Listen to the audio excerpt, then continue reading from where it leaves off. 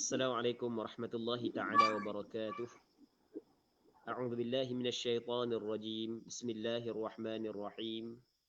Alhamdulillahi rabbil alamin wassalatu wassalamu ala asyrafil anbiya'i wal mursalin wa ala alihi wa sahbihi ajma'in.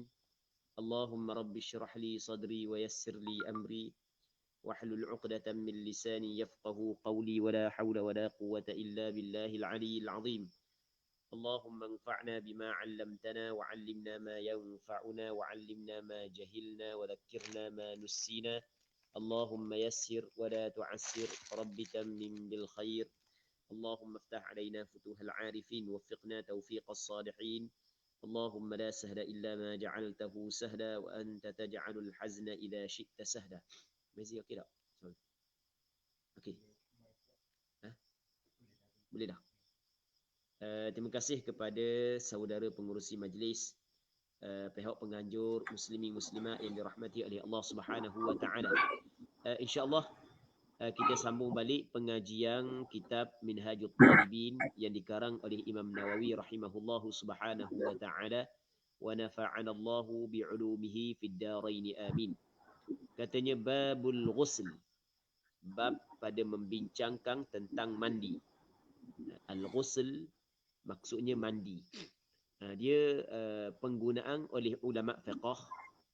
Kalau al-ghuslu makna dia mandi, manakala al-ghaslu makna dia basuh. Itu penggunaan oleh ulama fiqh. Suara slow slow sangat.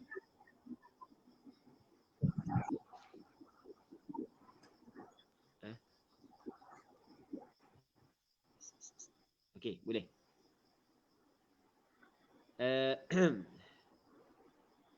Jadi magang buat malang buat ada.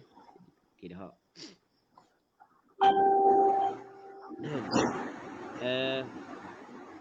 Jadi babul ghusl, bab pada membincangkan tentang mandi. Biasanya asal babul ghusli asalnya babu bayanil ghusli ataupun babun fi bayanil ghusli, itu asal dia. Jadi di sana ada lafaz yang dihadzaf di antara kalimah babu dengan al-ghusli. Asalnya babu bayanil ghusli, bab pada menjelaskan mandi. Cuma kalam orang Arab dibina di atas ikhtisar. Maka apabila perkataan bayan, maksud daripada perkataan bayan tu dapat difahami walaupun tanpa disebut, maka sebab itulah dihadzaf. Jadi bacanya dengan babul ghusli. Perkataan al-ghusl mengikut apa hak yang masyhur di sisi ulama fiqh, penggunaan di dalam oleh ulama fiqh, perkataan al-ghusl makna dia adalah mandi.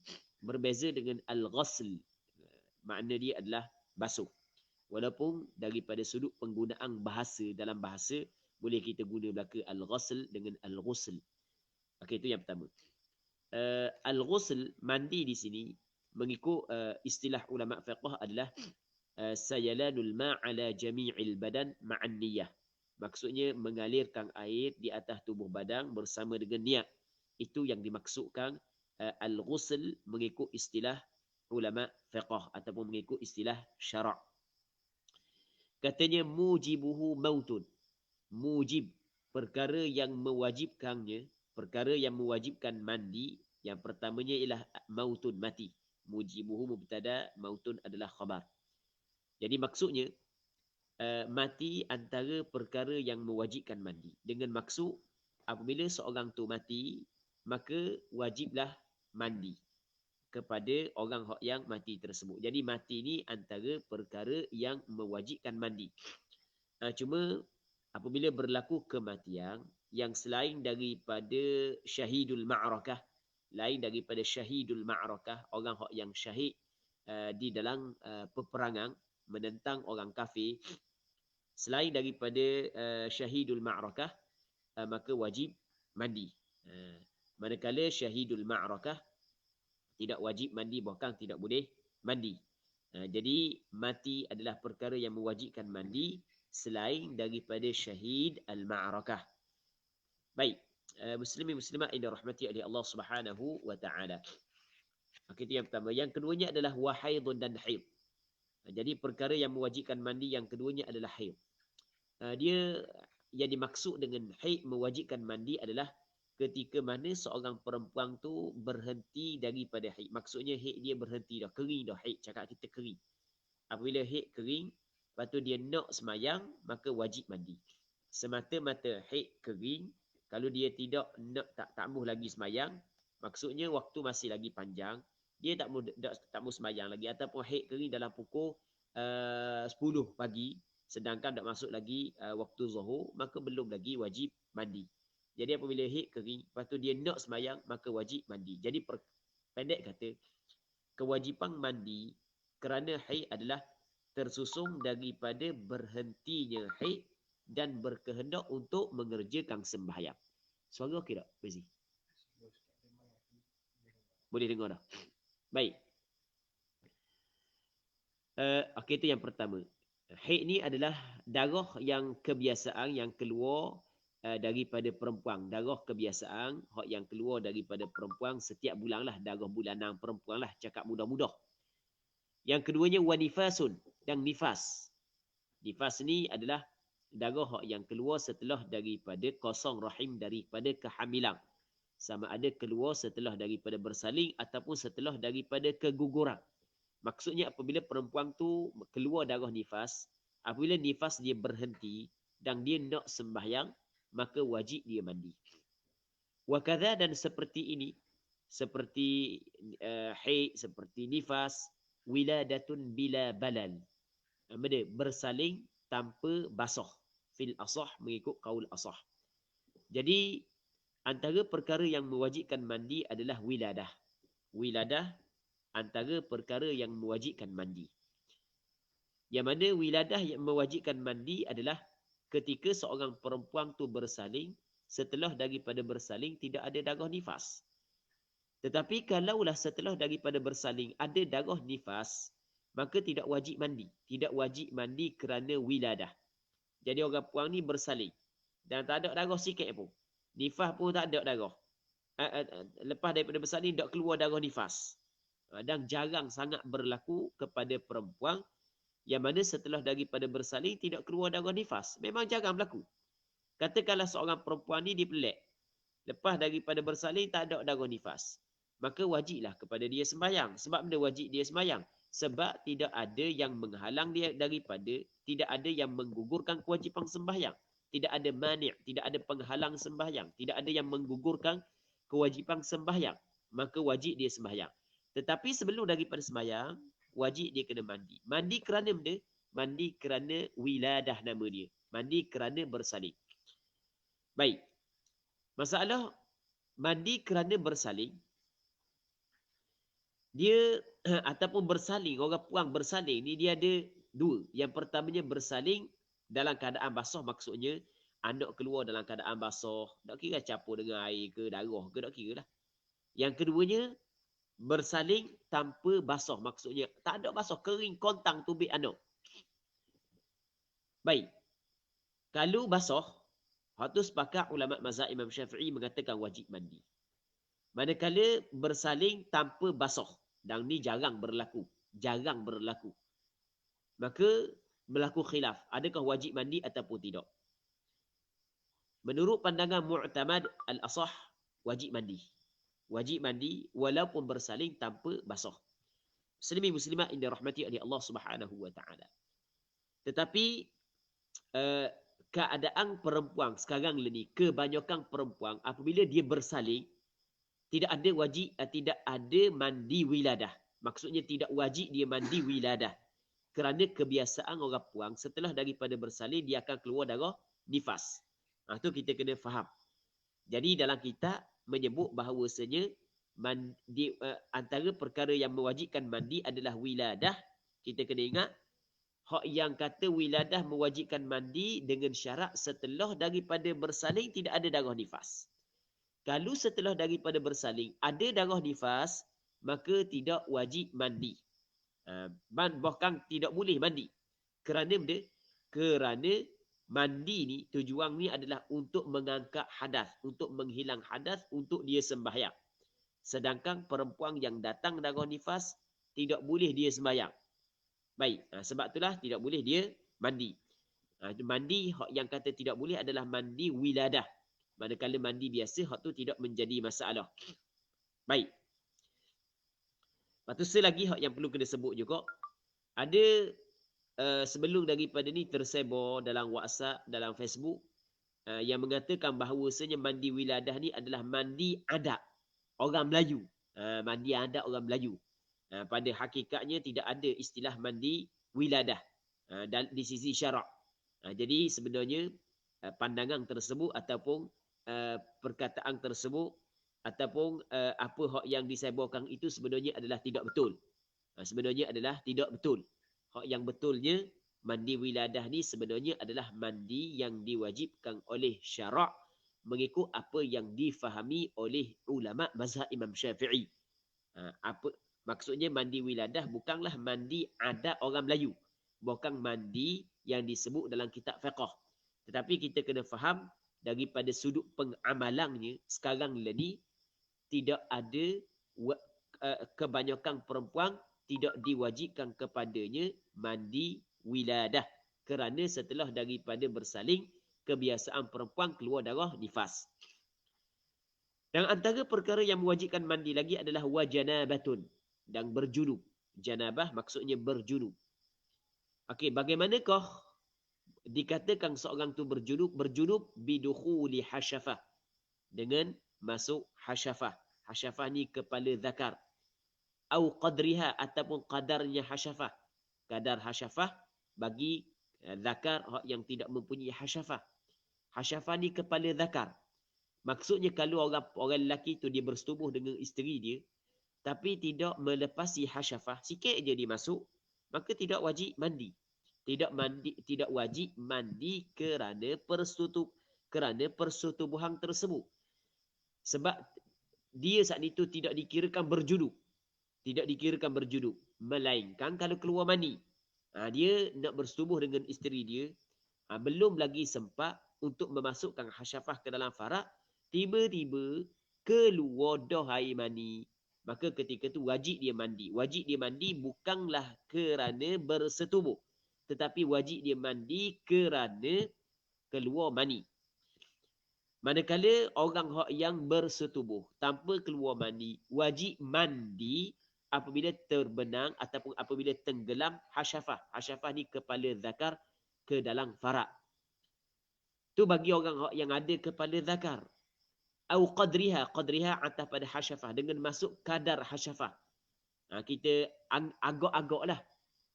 Hak yang masalah kadar hasyafah ni bagi orang yang tidak ada hasyafah. Tidak ada hasyafah mungkin asal penciptaan tidak ada hasyafah. Ataupun hasyafah ada. Tapi masa sunat saat itu tersilap. Dah sunat dengan Tok Mudin. Tok Mudin tua dah. Jenis dulu kan. Jadi tak apalah. Sunat klinik kena hospital. Jadi sunat dengan Tok Mudin. Tok Mudin tua dah. Dah janji dah dengan orang. Hari Selasa nak sunat. Hari Senin nak sunat. Tok Mudin pakai tubik lah daripada rumah. Biasa Tok Mudin bawa spek. Hari tu dia tukar spek hok pergi shopping dia bawa. Biasa je spek lain pakai. Jadi tak ada spek hari tu. Mai Tok Mudin mata kelabu pula. Hanya pergi silap kerak. Hanya kepik hok sekali dengan kepala. Kepik dengan kerak dengan kepala. Tak ada kepala. Bagi orang hok yang tak ada kepala saat ni tu. Cakap kita gitulah. Bagi orang hok yang tidak ada hasyafah saat ni tu.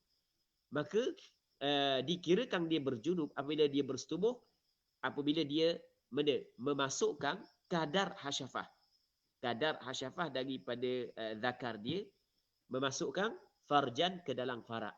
Farak di sini dengan makna lubang. Dia bukan farak ni khusus untuk kemaluan hadapan perempuan.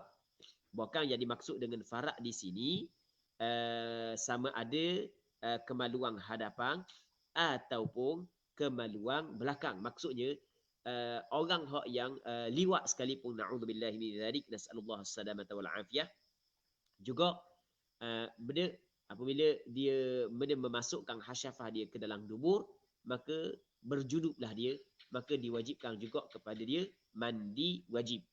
Di samping wajib dia bertaubat, wajib dia kena mandi wajib. Kita bukan nak bincang hukum tersebut. Hukum tersebut jelas adalah haram. Na'udzubillahi min dzalik. Seterusnya wa bi khuruji mani, dan dengan keluar mani. Dengan keluar mani. Dengan keluar mani. Perkataan keluar ni maksudnya keluar sampai ke zahir. Jadi kalau orang tu dirasa nak keluar mani, dia pun tutup lubang, dia pegang kemaluan dia tutup lubang sampai ke nak tubik mani. Sekali nak tubik mani, nak jadi nak tubik, you mula mani. Nak tubik ya. Maka tak wajib mandi. Sebab wajib mandi apabila keluar mani. Kalau mani tidak keluar, hanya rasa nak keluar tapi tidak keluar, contoh dia sekak jalan, dia sekak. Jadi nak tubik mani, maka tidak wajib mandi. Dengan keluar mani min tariqihil mu'tad, daripada jalan mani hak yang biasa. Jalan mani hak yang biasa melalui kemaluan itulah. Wa ghairi, dan selain daripada jalan yang biasa. Yang penting keluar mani, bukan kok jalan biasa pun kalau keluar mani. Contoh kita kata nasallallahu assalamata wal afiyah. Contohlah kita kata contoh zakar dia, bahagian pangkal zakar dia saat itu lubang. Jadi dak tubik kok jalan biasa, tubik kok lubang tu. Sebagai contoh nasallallahu assalamata wal afiyah, maka tetap wajib mandi. Lepas tu kita nak kenal warna mandi. Nak kenal warna mani. Oh dah dekat mani dengan mandi. Tambah sema pula. Tukar terus mani dengan mandi. Baik. Suara okey, Mazi? Tapi dengar wadah dengar. Okey boleh. Okeylah. Wa yu'rafu bi tadaffuqihi aw ladzatin bi khurujihi. Dan dikenal, diketahui mani itu bitadaffuqihi, dengan terpancuknya, keluar dengan macuk. Au ladzatin bi khuruji, ataupun dengan lazat, dengan keluarnya, rasa lazat apabila dia keluar. Au rihi ajinin, ataupun bau tepung ketika ratban, ketika dia masih lagi basah. Au bayadi baydin, ataupun putih telur jafan, ketika dia kering. Jadi ketika dia masih lagi basah, bau macam tepung. Tepung hak yang kita ajin ni maksudnya tepung hak yang diuli. Ngerti tak tepung yang diuli? Hak yang kita uli tepung tu lah. Kan tepung hak yang kita uli, kan kita perang tu kan. Sebelum daripada kita nak masak tu, kita tepung, kita uli. Tu maksud ajin. Baik. Au bayadi baydin, ataupun putih telur ketika dia kering. Saat ni ketika masih lagi basah, masih lagi lembab. Ketika kering dia bau macam putih telur. Okey, tu sifat-sifat bagi mani. Yang pertama, keluar secara macuk atau lazat ketika keluar, ataupun bau tepung hak yang telah diuli ketika dia masih lagi basah, ataupun bau seperti putih telur ketika dia kering. Okey, ni alamat mani. Maka katanya fa in fuqidatis sifatu fala ghusla.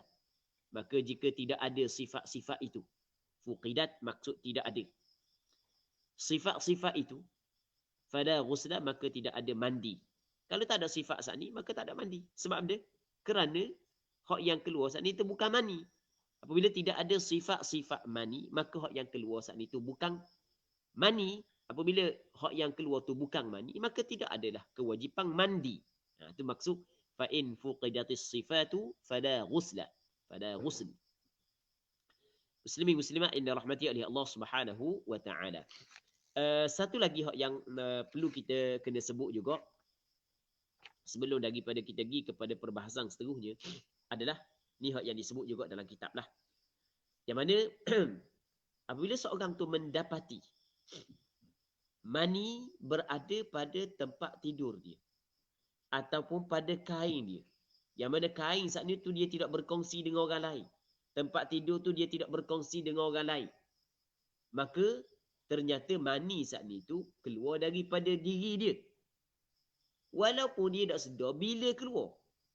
Nampak kan? Maka ketika tu wajib dia kena mandi. Maksudnya, seorang yang mendapati ada mani pada kain dia. Ada mani pada kain dia. Seorang yang mendapati ada mani pada kain dia ataupun pada hamparang dia. Hamparang ni tempat tidur dia. Yang mana kain limut dia ke, yang mana tidak ada orang lain tidur di situ. Kain dia tidak ada orang lain pakai. Dan tidak mungkin mani saat itu mani orang lain, bukan mani dia. Tidak mungkin mani orang lain, bukan mani itu adalah mani dia. Maka ketika tu wajib dia kena mandi. Berbeza, muslimin muslimat yang dirahmati oleh Allah Subhanahu wa taala, berbeza dengan kain tu. Kain tu bukan kain dia pakai seorang, ramai-ramai pakai. Ramai-ramai pakai, orang ni pakai, lepas ni gilir. Ataupun tempat tidur saat ni tu bukan seorang, kain limut tu bukan seorang guna, orang ramai pakai guna. Maka apabila didapati ada air mani di situ, kemungkinan air mani dia, kemungkinan air mani orang lain, maka ketika tu tidak wajib mandi kerana dia syok, dia ragu-ragu air mani itu adalah air mani dia. Nampak tak? Okay, dua. Yang ketiganya, seorang yang mendapati pada kain dia suatu yang seperti air mani tapi kering dah. Yang ada kemungkinan hak yang duduk pada kain dia air mani dan ada kemungkinan air tersebut adalah air wadi. Kemungkinan air mani dan kemungkinan air wadi. Ni bagi orang muda-muda lah. Bapa duduk di luar dalam aku kerah-kerah kerah maksudnya kerah yang macam putih telur kering dah. Suara dalang suara dalang kita tu kan kita nak gilir orang, kita seorang pakai. Nak gilir dengan orang, main dia gilir suara dalang. Jadi tengok benda suara dalang kerah-kerah Lepas tu bau-bau dak bau dah lama dah hak malam tadi ke hak bila Jadi ada kemungkinan hak yang kerah-kerah hak duduk di luar dalang saat itu air mani dan kemungkinan air wadi. Jadi apabila kita tidak jelas, apabila salah satu daripada keduanya, maka kata ulama, boleh kita pilih. Boleh kita pilih tanpa perlu berijtihad. Maksudnya walaupun kita pilih saat itu ikut suka hati kita, biar aku nak pilih hak ni. Tak ada masalah kata ulama. Boleh kita pilih tanpa perlu kepada ijtihad. Maksudnya kita kalau kita pilih mani, maka dia ambil hukum mani. Kalau kita pilih wadi, dia ambil hukum wadi. Nampak kan? Kalau kita ambil hukum mani, maka wajib kita mandi. Dan wajib kita kena ulang balik sembahyang yang dilakukan setelah daripada tidur yang paling dekat. Maksudnya kalau kita tidur malam tadi, lepas tu tengah hari kita tidur pula, jadi kira ambil kita tidur tengah hari lah. Kalau tak ada dah kita tidur malam tadi je, maka kira tidur malam tadi lah. Bermakna subuh wajib kena qada balik lah. Zuhur wajib kena qada balik. Asar wajib kena qada balik kalau kita tahu lepas daripada asar. Okey, jelas kan? Tapi kalau kita ambil wadi, maka tidak perlu mandi, hanya cukup basuh tempat tersebut. Baik. Sebab wadi dia tidak mewajibkan mandi. Muslimin muslimat yang dirahmati oleh Allah Subhanahu wa taala. Seterusnya kata dia wal mar'atu ka rajulin, dan perempuan itu seperti laki-laki. Maksud dia perempuan itu seperti laki-laki. Hak tadi kita cerita tentang lelaki. Maksud dia cerita tentang lelaki, maksudnya terjadi janabah, maksudnya berlakunya berjunub bagi lelaki apabila yang pertamanya apabila memasukkan hasyafah ke dalam faraq. Yang keduanya keluar mani. Begitu juga orang puang. Perempuan dikirakan berjunub apabila ada hasyafah dimasukkan ke dalam faraq dia. Ataupun dia keluar mani. Baik. Itu maksud dia. Katanya wa yahrumu biha ma haruma bil hadath. Dan haram biha bil janabah. Haram dengan sebab janabah. Ma haruma bil hadath, perkara. Ma tu fa'il bagi yahrum. Ma tu dipanggil isim mausul. Di isim mausul, kalau kita belajar usul fiqh, dia termasuk dalam sirah umum, lafaz yang menunjuk di atas umum. Maksudnya Apabila pengarang kita kata yahrumu biha ma haruma bil hadath, maka kita akan faham dia haram dengan janabah setiap perkara yang haram ia dengan hadath. Jadi setiap perkara yang haram dengan sebab hadath kecil. Sebab perkataan hadath apabila diitlaqkan, maksudnya tidak diqaidkan dengan hadath kecil ke hadath besar ke hadath sederhana ke, maka dia merujuk kepada hadath kecil. Haram dengannya dengan janabah ma haruma bil hadath setiap perkara. Kenapa kita tak makna setiap perkara? Kerana ma tu dipanggil ma ising mausul. Jadi haram dengan sebab janabah setiap perkara yang haram dengan sebab hadath kecil. Setiap perkara yang tidak boleh buat apabila seorang tu tidak ada wuduk, maka perkara itu tidak boleh dilakukan oleh orang yang berjunub. Okey, benda hak yang tidak ataupun perkara hak yang diharamkan kepada orang hak yang berhadath kecil. Yang pertamanya adalah sembahyang. Sembahyang diharamkan, tidak boleh dilakukan oleh orang hak yang tidak ada wuduk, orang hak yang berhadath kecil. Sama ada sembahyang fardu ataupun sembahyang sunat. Begitu juga orang yang berjunub tidak boleh dia sembahyang, sama ada sembahyang fardu ataupun sembahyang sunat.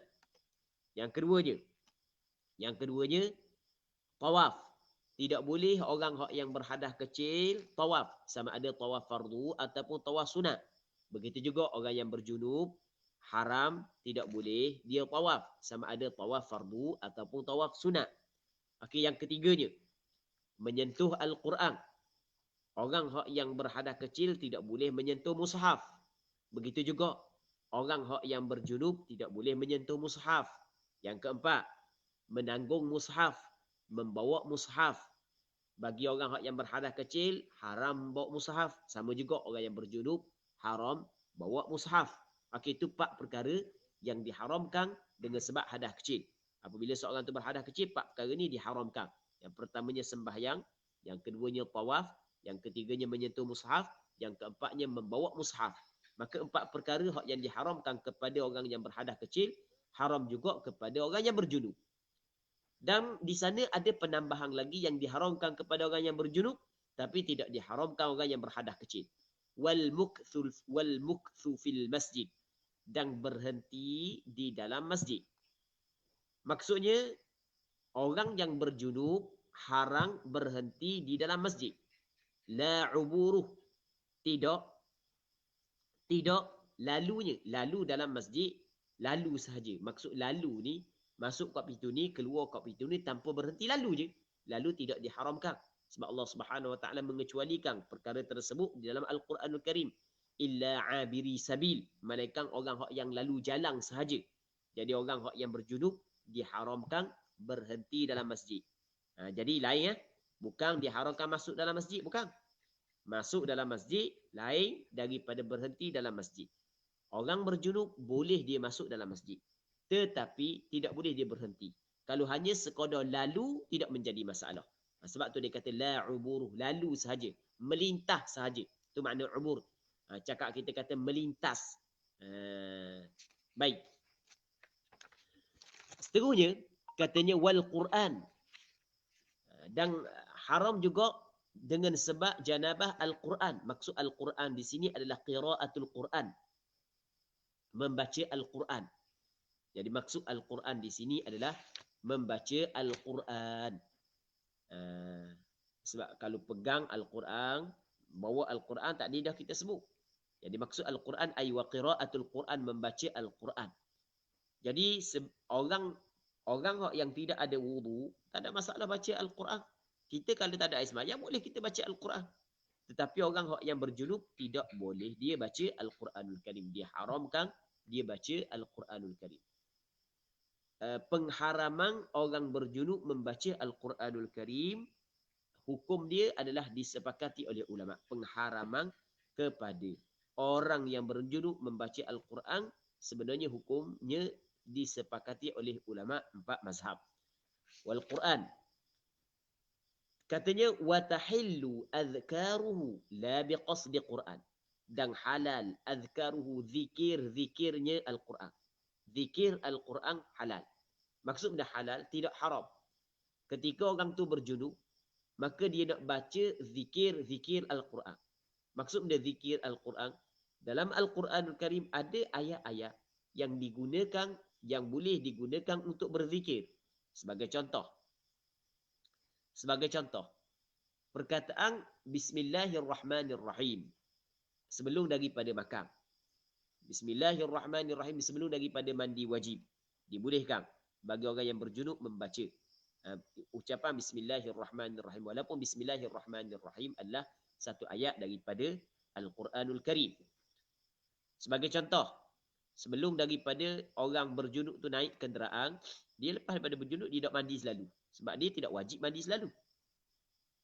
Kewajipan mandi apabila dia nak sembahyang dan seumpamanya.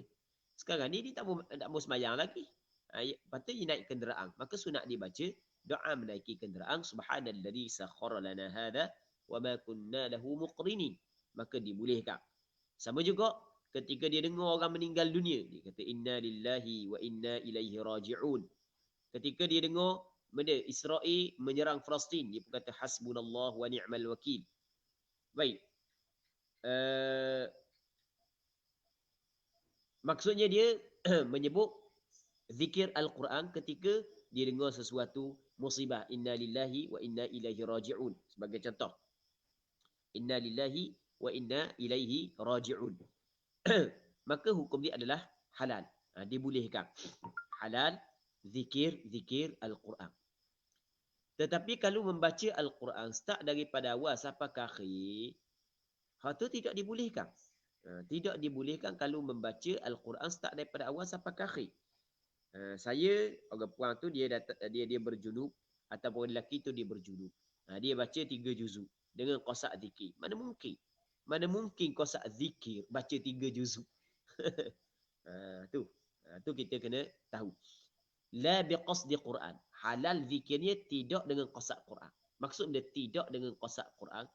Ketika dia baca ayat-ayat Al-Quran yang digunakan untuk berzikir, untuk berdoa, sebagai contoh.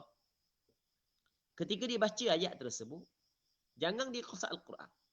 Kalau dia qasak Al-Quran, maka hukum dia adalah haram. Perkataan la biqasdi Quran, tidak dengan qasak Quran. Maksudnya tidak halal kalau dengan qasak Al-Quran. Bermakna kalau dia tidak qasak Al-Quran, maka tak ada masalah. Tidak qasak Al-Quran maksudnya dia qasak zikir, dia qasak doa, ataupun dia qasak benda. Dia qasak benda, maka ketika tu halal. Itu maksud la biqasdi Quran. Baik.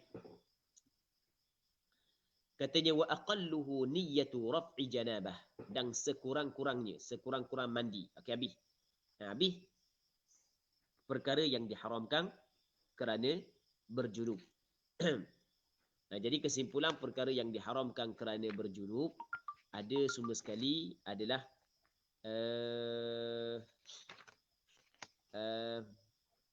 ada 6. Yang pertamanya sembahyang, yang keduanya tawaf, yang ketiganya membaca Al-Quran dengan qasak Al-Quran, yang keempatnya menyentuh Al-Quran, yang kelimanya adalah membawa Al-Quran, yang keenamnya adalah berhenti di dalam masjid. Katanya wa aqalluhu niyyatu raf'i janabatin aw istibahati muftaqirin ilaihi. Dan sekurang-kurang al-ghusli. Wa aqalluhu ay aqallul ghusli, sekurang-kurang mandi. Jadi kita apabila kita berjunub, apabila berlaku perkara yang mewajibkan mandi, maka wajib kita mandi. Baik, bagaimanakah cara kita mandi? Baik, mandi rukun dia ada 2. Yang pertamanya niat. Yang keduanya adalah meratakan air ke seluruh tubuh. Baik.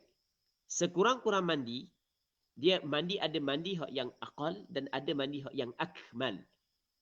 Mandi hak yang aqal adalah sekurang-kurang mandi niyyatu raf'i janabah. Niat mengangkat janabah. Maka aku mengangkat janabah, menghilangkan janabah. Itu makna mengangkat. Saja aku menghilangkan berjunub. Saja aku menghilangkan janabah. Saja aku menghilangkan berjunub. Ini bagi masalah orang yang berjunub.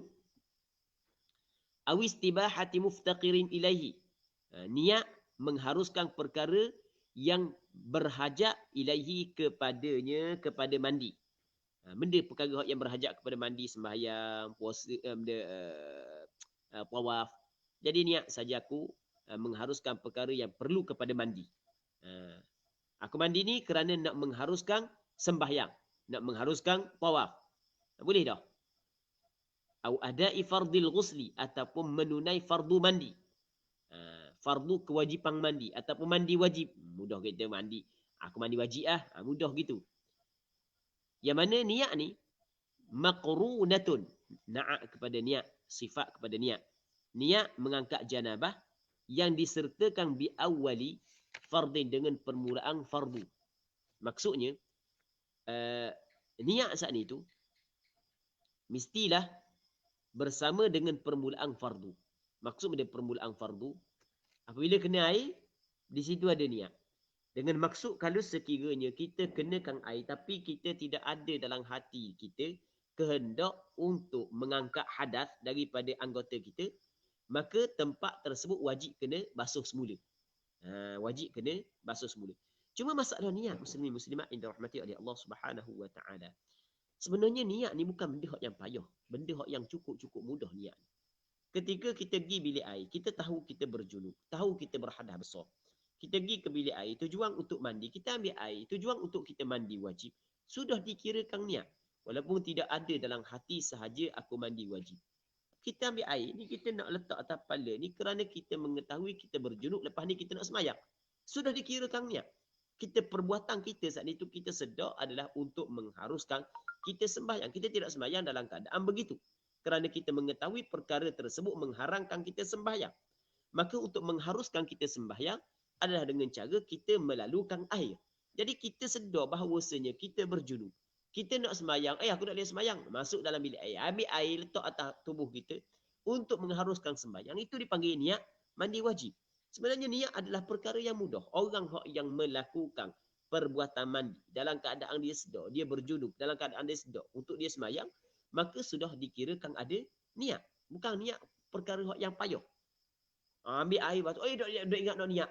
Dok ingat nak niat lagi. Dok, masalah dia dok ingat nak niat. Sebab awak saat ni tu tahu sebelum daripada awak masuk dalam bilik air, bahawasanya awak berjunub. Dan awak nak sembahyang subuh, awak tak sembahyang subuh kerana awak tengok, awak tahu awak berjunub. Jadi awak masuk dalam bilik air, tujuan awak saat ni tu untuk mengharus sembahyang subuh, maka ketika tu dikirakan niat. Masa kita angkat air, kita sedar, kita nak buat benda tu, dikirakan niat. Baik. Melainkan kita malam tadi kita berjunub malam tadi. Lepas tu kita malas nak mandi. Kita pun bangun pagi esok tu, kita pun kita dah ingat kita berjunub. Tapi kita rasa panas mandi Panas mandi, kita mandi selesai mandi tu Allah aku berjunub. Barulah kira tidak ada niat ketika tu. Memang kita mandi, tapi kita tidak ada niat kita mandi wajib. Kerana kita tak sedar sebelum daripada kita mandi wajib, kita tak sedar sebelum daripada kita mandi saat itu bahawa kita berjunub. Maka barulah tidak dikirakan mandi tersebut. Maka kena lalukan air semula pada tubuh badan kita. Baik. Seterusnya, wa ta'mimu sya'rihi wa basyarihi, dan meratakan bulunya dan rambut dan kulitnya, sya'rihi bulu rambut masuk belaka lah. Wa basyarihi dan bulu basyar maksudnya kulitnya, sya'ar bulu rambut, basyar makna kulit dia. Jadi dia kena ratakan belakalah air tu. Kena ratakan belaka. Baik. Tapi hak yang kawasan anggota zahir je. Manakala anggota batin hak tu tak wajib. Dalam telinga tak wajib. Tak wajib ambil air sampai pekok telinga, tak tubik pun. Daripada bilik air saat ni tu rasa bengang dalam telinga, tu tak wajib. Otak bahang dalam hidung tu, tu tak wajib. Gitu. Dia hak yang anggota zahir sahaja. Anggota maksudnya bukan anggota zahir ni, maksudnya bukan hak yang dalang tu ada. Hak dalang tak wajib. Tu wa ta'mimu sya'rihi wa basyarihi. Dia masalah rata ni bukan maksud yakin 100%, bukan. Kuat sangkaan rata sudah mencukupi. Kalau nak yakin 100% enggak, maka kita kena nyelang itulah, kena nyelang lama, kena ronyah habis sesa. Lepas tu tok kamera pula setiap anggota tubuh. Baru nak yakin rata sungguh. Dia sebenarnya apabila kuat sangkaan kata sudah memadai. Sudah memadai. Andai kata hak yang kita tidak tahu. Kita buat dah sekadar mampu kita. Tapi ada tempat hak dok kata kita tak tahu. Di luar pengetahuan kita. Dan bukan kecuaian kita. Maka insya-Allah ia dimaafkan. Ia dimaafkan. Rabbana la tu'akhidna in nasina au akhtana. Wahai Tuhan kami, janganlah mu ambil salah kepada kami jika kami terlupa ataupun kami tersalah. Hak yang tidak boleh kalau kerana kecuaian kita. Itu tidak dibolehkan. Baik. Katanya wala tajibu madmadatun wastinsyaq. Dan tidak wajib madmadah, koma. Dan istinsyaq masuk air ke hidung. Maksudnya ketika kita mandi wajib, dia tidak wajib kita meratakan air ke dalam mulut dan tidak wajib memasukkan air ke dalam hidung. Walaupun koma ketika kita mandi wajib masuk air dalam hidung, ketika kita mandi wajib, hukum dia adalah sunat. Tapi tidaklah wajib. Tidaklah wajib. Dengan maksud, kalau orang yang mandi wajib, dia tak koma pun. Orang mandi wajib, dia tidak masuk air ke dalam mulut pun.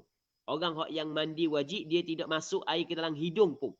Maka tetap sah mandi wajib dia. Kita maksud dia. Tetapi koma dengan istinsyaq, hukum dia sunat. Hukum dia sunat kerana nak meraihkan khilaf. Kerana mengikut mazhab Hanafi, diwajibkan koma dan diwajibkan memasuk air ke hidung, ke dalam hidung bagi orang yang mandi wajib. Katanya lagi, wa akmaluhu, dan hak yang paling sempurnanya al-ghusli. Tadi aqal, ni hak yang paling sempurna.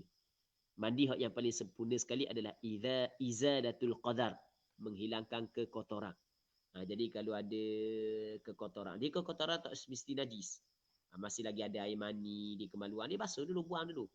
Hak yang ada najis-najis, buang dulu. Ada darah-darah, buang dulu. Bersihkan dulu daripada kekotoran. Lepas tu thummal wudu, kemudian wudu. Dia berwudu. Sebagaimana wudu dia untuk sembahyang. Wudu macam biasa. Wa fi qaulin, dan pada satu pandangan, yuakhiru ghasla qadamai. Dia mentakhirkan basuh dua kakinya. Kan wudu kan antara rukun wudu basuh dua kaki. Ada pandangan yang mengatakan sunat kita berwudu tapi kaki kediam, kaki basuh kediam. Itu pandangan bukan mu'tamad. Pandangan mu'tamad, wudu sampai keselesaian lalu. Basuh muka, basuh tangan, sapu kepala, basuh kaki. Lepas tu barulah mandi. Thumma kemudian, ta'ahudu ma'atifih. Dia mengambil berat, ambil cakna, ambil berat, peduli sikit. Ma'atifih, lipatan-lipatannya, tepat-tepat lipatan-lipatan. Tambah-tambah orang yang berisi, orang yang gemuk, lipatan banyak saat itu. Jadi kami berat lah, takut tak kata air. Lepas tu lepas daripada tu, thumma yufidul ma'. Maksudnya kita ambil air, kita letak mana tempat yang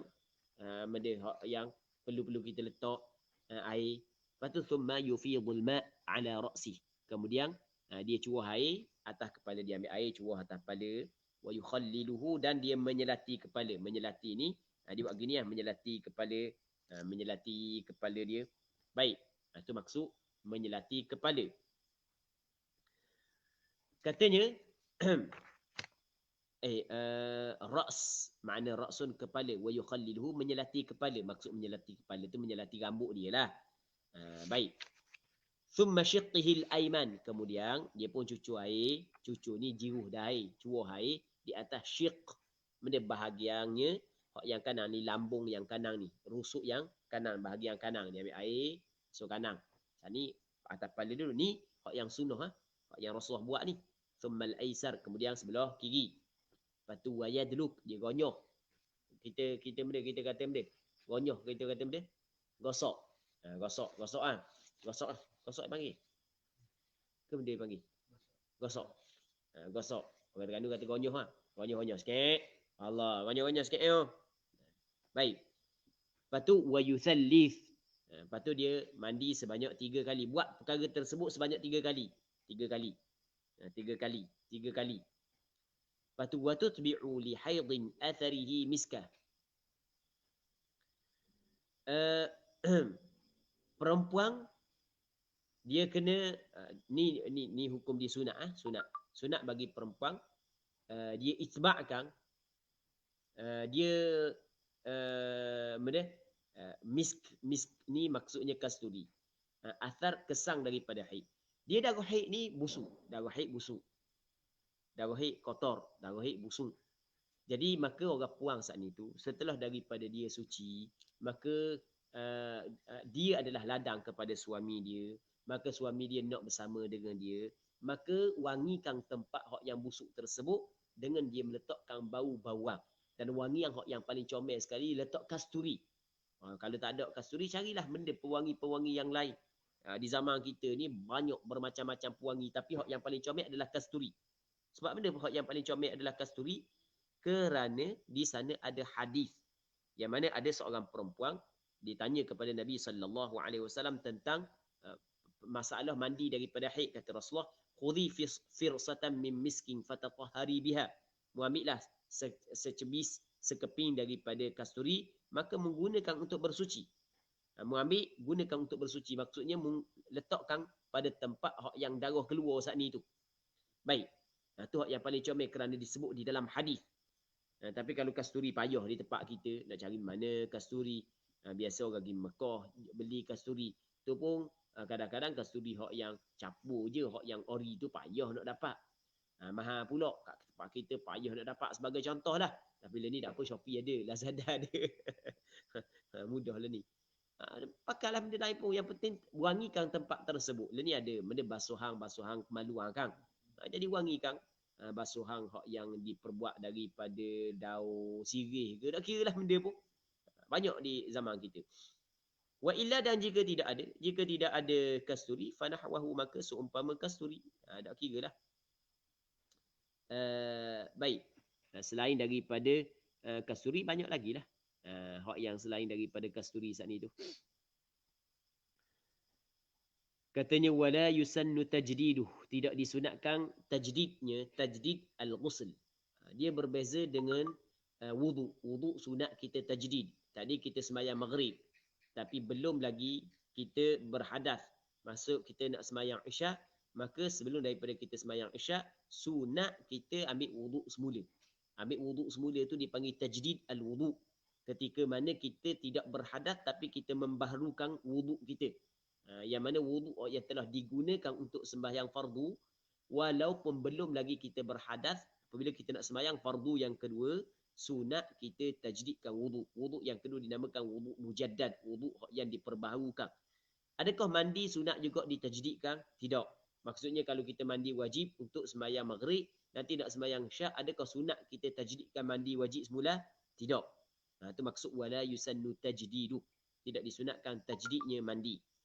Bikhilafil wudu, berbeza dengan wudu. Wudu sunat kita tajdidkan wudu. Baik. Dia masalah sunat kita tajdid wudu apabila kita telah sembahyang dengan wudu yang pertama. Kita sembahyang dengan wudu yang pertama. Baik. Yang mana sembahyang wudu yang pertama saat itu tidak disyaratkan sembahyang fardu. Bukan apa jua sembahyang. Yang penting kita sembahyang dah dengan wudu pertama, maka sunat kita tajdidkan wudu untuk sembahyang yang berikutnya. Katanya wa yusannu alla yanqusa ma'ul wudu'i 'an muddin wal ghusli 'an sa'in wala haddalah. Dan disunatkan bahawa tidak kurang air wudu daripada secupok. Secupok lebih kurang dalam 650 gram. Lebih kurang 600 gram lah lebih kurang. Jadi kita ambil wudu tu jangan kurang air daripada secupok. Jangan kurang daripada secupok. Jangan kurang daripada 600 gram air saat ni tu. Baik, jangan kurang lah. Tapi sah je, sunat begitu. Tapi janganlah lebih sangat sampai ke sekolah ambil air. Besar benar muka dia. Tangan dia. Besar kereta kali yang sampai sekolah ambil air. Ambil wudu. Dia kurang, tidak disunatkan. Berlebih-lebihan juga tidak dituntut. Bukan makruh. Wal ghusli an sa'in.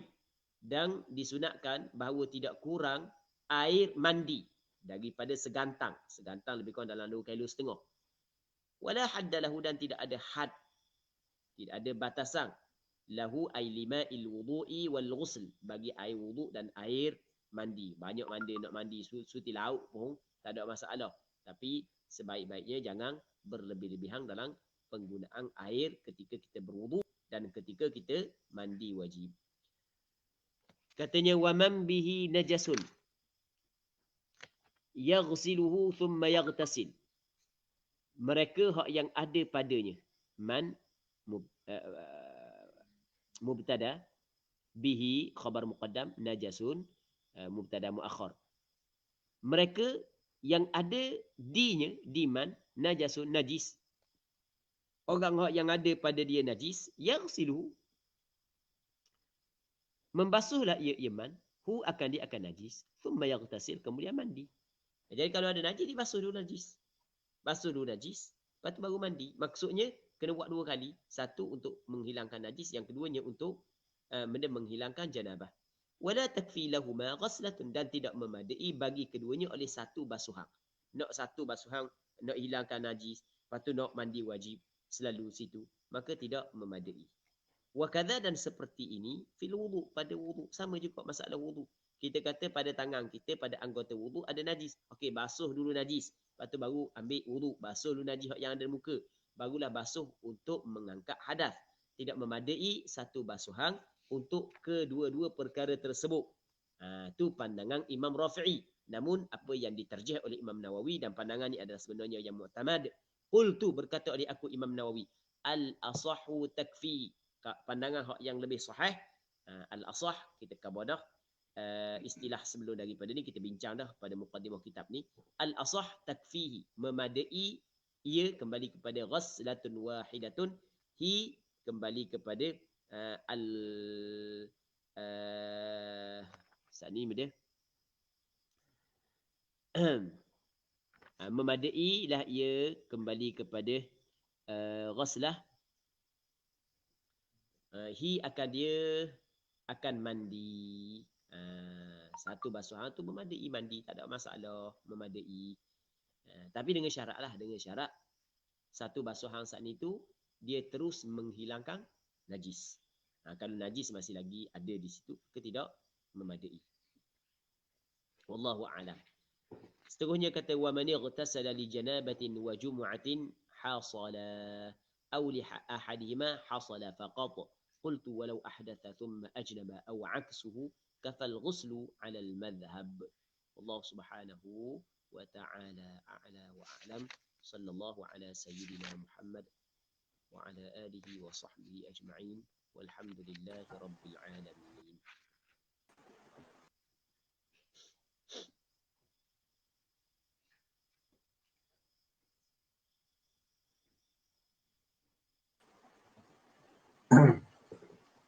Okey, jadi tengok balik. Alhamdulillah, terima kasih kepada Al-Fadhil Ustaz atas bacaan kitab pada malam ini, dan insya-Allah kita dapat ambil manfaat yang banyak pada malam ini.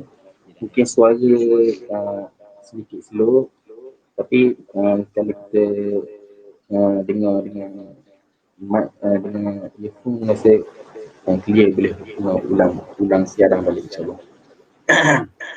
Jadi insya-Allah kita tutup majlis kita pada malam ini dengan tasbih kafarah dan surah Al-Asr. Subhanakallahumma bihamdika asyhadu an la ilaha illa anta astaghfiruka. Bismillahirrahmanirrahim. Al-'asr innal insana lafi khusr.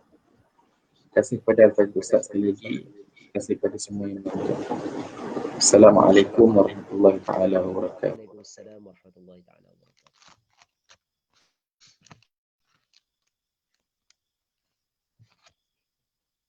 Apa malang agak suara.